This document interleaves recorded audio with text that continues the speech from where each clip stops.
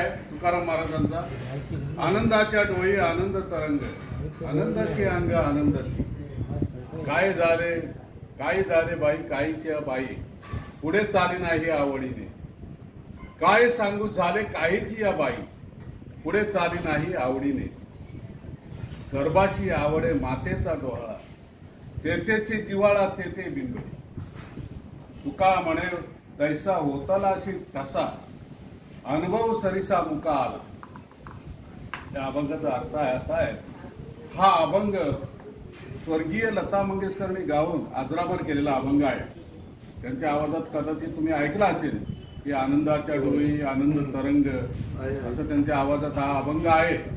या अभंगाचा अर्थ असा आहे की तुकाराम महाराज म्हणतात, ह्या आनंदाच्या डोळ्यामध्ये मी तरंगत आहे, म्हणजे पोहत आहे आनंदाच्या डोळ्यामध्ये।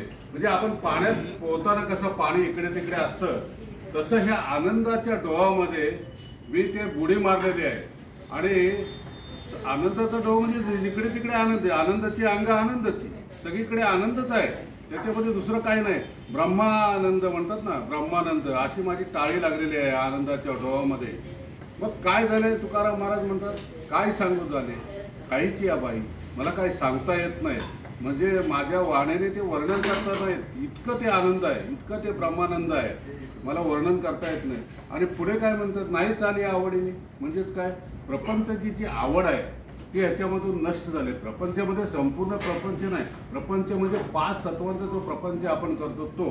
संसार सोडायला काय संत सांगत नाही, संसार करावा माणसाने, पण ह्याची जी हाव आहे म्हणजे काय, काम क्रोध लोभ मोह हे असावे, पण त्याची बाधा नसावी, असा त्याचा अर्थ आहे। गर्भामध्ये बाळ असल्याच्या नंतर जे मातेला डोळे होतात की त्याच्या आवडीचे डोळे होतात, तसंच मला झालेलं आहे।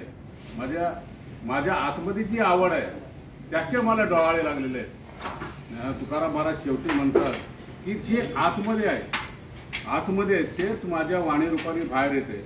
म्हणजे माझ्या आनंद, माणसाचा जन्म कशासाठी, आनंदासाठी का दुःखासाठी नाही, आनंदासाठीच आहे। आणि तो जन्माला येऊन आनंदच भोगायचा आहे आपल्याला, त्याच्यासाठी तो जन्म आहे आपला, नाही का।